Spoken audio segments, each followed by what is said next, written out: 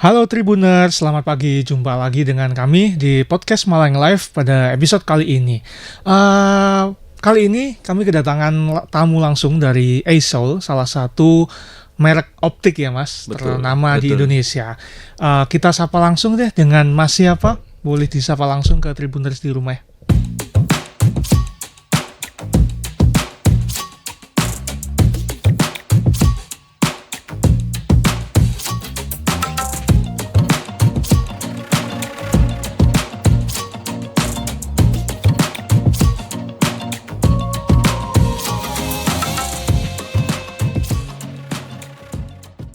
Baik, perkenalkan saya dari ASOL Malang.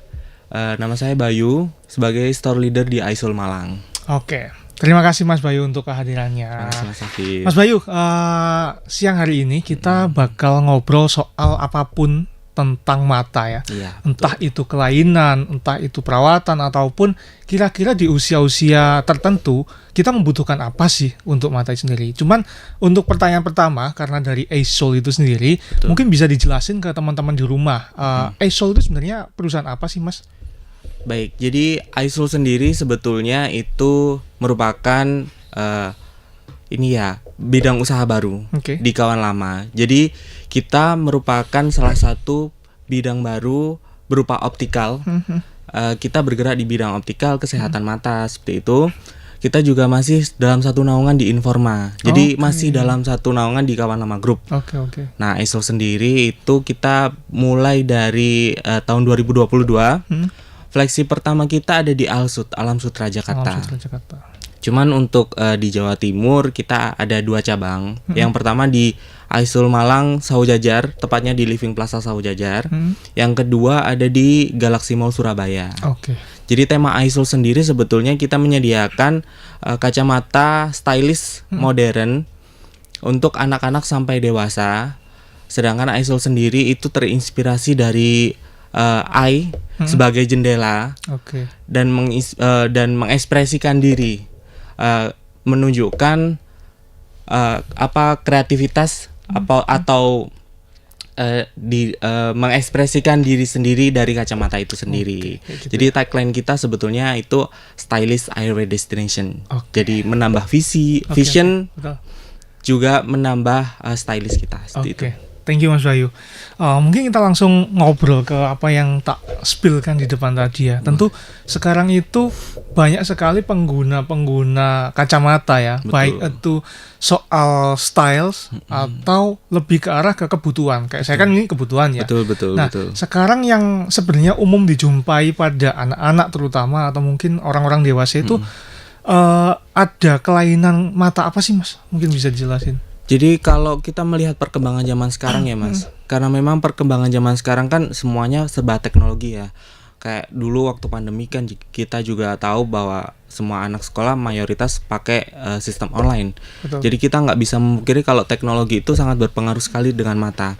Apalagi dengan gadget-gadget sekarang yang mungkin warnanya udah mulai yang bagus kayak gitu ultra kan. High definition ya. Betul. Jadi efek ke mata itu lebih tinggi seperti itu. Kebanyakan yang kita jumpai itu miopia. Jadi mungkin yang belum tahu miopia itu adalah kelainan refraksi di mana penglihatan jauh kabur karena titik itu tidak jatuh di retina tetapi di depan retina. Seperti itu. Menghasilkan pandangan jauh kita kabur dan itu bisa dibantu dengan kacamata cekung atau biasa orang bilang kacamata minus seperti itu. Kebanyakan kalau untuk anak-anak sekarang Mas, ada nggak Mas pernah ngejual kacamata dengan minus berapa itu padahal dia masih kecil? Kalau untuk minus tinggi mungkin selama saya ada di optik ya ada beberapa, cuma perbandingannya mungkin 1 banding 10. Jadi ada dari satu anak itu minusnya sudah langsung tinggi. Cuma beberapa faktor memang ada beberapa faktor yang mempengaruhi. Salah satunya itu tadi gadget kayak gitu. Kalau kelainan lainnya mungkin rabun dekat kalau untuk anak-anak itu sangat jarang sekali kayak gitu. Jadi ada beberapa anak yang tidak minus tetapi plus kayak gitu. Malah plus ya? Iya, ada seperti itu. Terus misal Mas selain gadget kira-kira apakah ada faktor lain? Misal kalau nggak salah aku pernah pas periksa kacamata ya, orang tuanya minus juga ya, kayak gitu. Apakah memang faktor selain gadget itu ada faktor lain, misal genetik atau lingkungan atau apapun yang bisa membuat orang menjadi miopia? Betul. Jadi faktor genetik itu juga salah satu dari miopia itu sendiri. Jadi misalkan ada orang tuanya nih itu minus, seperti mungkin Mas Afif ya, karena Mas Afif minus, ada kemungkinan untuk anaknya itu minus juga.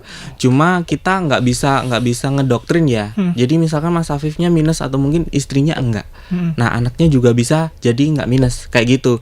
Jadi tergantung dari faktor genetik dari kedua orang tuanya itu bisa terjadi. Faktor lainnya biasanya dari aktivitas kayak gitu. Awalnya nggak minus nih, kok tiba-tiba minus. Nah kayak gitu, itu mungkin karena pola hidupnya kurang baik kayak gitu. Tidak kayak misalkan di gadget terlalu lama, terus tidur kurang seperti itu. Bisa juga dari konsumsi obat-obatan, dari efek samping dari obat itu juga ada. Terus yang paling sering itu biasanya trauma sih.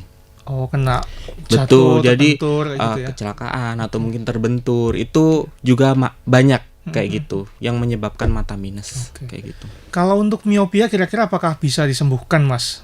Atau mungkin kalau bisa sembuh memang kira-kira apakah masih perlu penanganan treatment lebih lanjut yang perlu dijaga atau gimana? Baik, jadi miopia itu sebetulnya kan kelainan refraksi ya, Mas. Jadi kelainan refraksi mata itu beda dengan penyakit mata kayak gitu. Jadi ini bisa dijelasin dulu nih Mas, perbedaan yang paling detail apa nih? Betul. Jadi kayak gini, kelainan refraksi mata itu ibaratnya kita seperti luka. Luka bisa sembuh, tapi bekasnya masih ada kayak gitu. Tetapi kalau penyakit mata itu memang bisa disembuhkan. Cuma kalau refraksi kita untuk sembuh 100% pun masih belum bisa. Adapun operasi lasik itu tidak menyembuhkan, dia hanya mengurangi saja, dia nggak bisa 100% sembuh kayak gitu. Jadi misal saya minus 7 gitu turun ke 1, 2 gitu ya? Bisa, dengan operasi lasik itu bisa. Cuma kalau untuk sembuh total itu tidak bisa, Mas. Jadi kayak gitu, karena kita masuknya di kelainan refraksi, bukan penyakit mata kayak gitu. Terus kira-kira kalau misal udah operasi nih Mas, berhasil nih dari minus 7 ke 1 atau 7 ke 0 katakanlah, itu apakah benar-benar sembuh atau enggak sih Mas sebenarnya? Karena kan kalau kita kebanyakan lihat iklan ya dari rumah sakit yang bisa nanganin lasik, itu benar-benar lepas dari kacamata tuh. Itu gimana Mas? Sebetulnya kalau untuk lepas dari kacamata memang iya. Karena ibaratnya dari minus 7 nih Mas, Mas Afif minus 7 terus tiba-tiba minus 1, pandangan jelas saya jelas banget kan gitu. Cuma kalau diibaratkan lepas dari kacamata, iya, tapi dari minus 7-nya. Tetap harus menggunakan kacamata seperti tadi dari 7 ke 1 berarti harus menggunakan kacamata minus 1. Adapun misalkan berhasil nih. Saya udah 0, saya udah nggak minus lagi, nggak ada silinder atau apapun itu. Tetap kita menggunakan kacamata perlindungan sebagai defense kita. Supaya mata itu nggak kembali lagi. Karena gini Mas, kalau operasi lasik itu masih ada kemungkinan untuk naik lagi, masih ada kemungkinan untuk minus lagi. Itu kembali lagi dari pola hidup kita, bagaimana cara kita mengatur supaya kesehatan mata kita tetap terjaga kayak gitu. Berarti kayak yang teman-teman saya pakai kacamata yang warna hitam lensanya itu namanya apa Mas? Kalau yang berubah warna itu fotokromik. Itu sebenarnya penting juga ya digunakan. Betul. Jadi ada beberapa efek dari fotokromik juga, nanti mungkin bisa dijelaskan ya. Terus yang paling penting sebetulnya itu kacamata meskipun bening, itu kacamata anti radiasi itu sangat penting sih untuk saat ini. Anti radiasi ya. Betul. Terutama untuk penggunaan gadget sehari-hari. Betul. Biasanya orang bilang blue control kayak gitu. Iya benar, sinar biru. Betul. Mas, kalau untuk tindakan pencegahan nih, terutama kan anak-anak ya, sekarang baik itu anak-anak yang ada di lingkungan sekitar kita ataupun yang ada di luar sekitar kita, mereka kan kebanyakan pakai gadget sambil tiduran. Betul. Terus kalau main PS terutama biasanya mereka ruangannya agak redup. Kira-kira pencegahan yang tepat gimana Mas untuk penyakit miopi tadi, kelainan miopi? Sebetulnya kalau untuk pencegahan yang pertama itu memang menggunakan kacamata anti radiasi ya. Itu hal pertama banget. Karena even kita normal atau mungkin kita ada minus, perlindungan mata kita kalau kita pakai anti radiasi kan dia difilter. Jadi sinar biru yang berlebih memang tidak baik untuk mata. Selain itu juga kalau kacamata anti radiasi itu juga bisa memfilter UV yang terlalu banyak. Nah, UV lebih parah lagi Mas. Nanti dia bisa menyebabkan katarak kalau terpapar UV terlalu banyak seperti itu. Mungkin pencegahan lainnya menerapkan 30-30 ya. Jadi misalkan kita belajar nih, kita kan fokus dekat tuh. Nah, kalau udah 30 menit ya kita istirahat dulu. Lihat jauh, lebih baik lihat pohon-pohon hijau atau mungkin daun-daun hijau kayak gitu, itu bisa merelaksasi mata kayak gitu. Terus tidur cukup itu juga sangat berpengaruh. Juga, ya. Karena mata akan terhidrasi. Jadi mata nggak kering. Penyebab utama sebetulnya karena mata kering, kurang istirahat, mata lelah tapi disuruh tetap kerja kayak gitu. Akhirnya dia terlalu berat, bisa menyebabkan miopia juga kayak gitu. Berarti nggak semua orang yang minus ya Mas yang wajib pakai kacamata. Betul. Kita pun normal kalau pengen terhindar dari miopia bisa pakai kacamata anti radiasi. Betul. Jadi untuk perlindungan diri kita sih, karena memang daripada udah terlanjur minus, lebih baik kan kita menjaga diri dulu kayak gitu. Kalau untuk mitos yang banyak beredar di masyarakat sih Mas, kayak mungkin orang-orang akan bilang bahwa aku nggak minus, cuman temanku minus. Nyoba sih, aku pengen tahu rasanya pakai kacamata seperti apa. Ya, kita kan dicoba. Jangan loh, kamu nanti ketularan. Itu pertama. Terus mungkin yang lain yaitu ya membaca sambil tiduran atau redup. Itu gimana sih Mas mitos-mitos itu, yang benar yang mana, yang mitos yang mana kira-kira?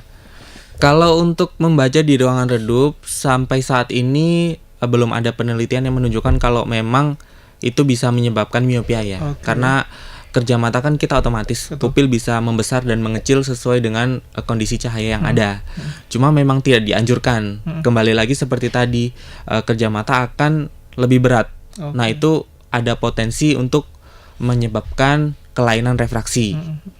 Kayak gitu. Cuma kalau untuk nyoba kacamata temen yang minus bisa menularkan, itu mitos. Mitos ya. Mitos, betul. Terus ada lagi makan wortel, nanti kamu itu bisa benar, vitamin A bisa sembuh kayak gitu. Itu juga mitos kan. Karena vitamin A kan kebutuhan untuk nutrisi mata ya. Jadi dia bukan obat. Nggak bisa menyembuhkan kayak gitu. Terus sebetulnya Mas, ada yang perlu diwaspadai. Perihal kelakuan anak-anak biasanya kan orang bilang kalau lihat HP atau mungkin nonton TV jangan terlalu deket, nanti minus kayak gitu. Sebetulnya yang perlu diwaspadai sama orang tua adalah ketika anak sudah memperlihatkan tingkah laku seperti itu. Karena dia melihat TV dengan jarak yang dekat, itu sebetulnya bukan kemauan dia.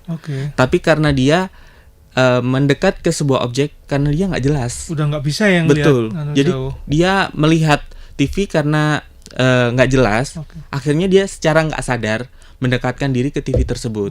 Jadi istilahnya ini kayak double attack. Betul. Pertama, dia udah ada indikasi kalau miopia, nggak jelas kan TV-nya, dia mendekat. Yang kedua, dia secara nggak langsung terpapar dari gadget dalam jarak dekat. Jadi istilahnya dia udah ada indikasi, terus ditambah lagi jaraknya terlalu dekat. Jadi ini double attack kayak gitu. Nah, ini yang sebetulnya perlu diwaspadai kalau sudah ada gerak-gerik anak seperti ini. Lebih baik segera diperiksakan ke optik biar tahu anaknya ada miopia atau tidak.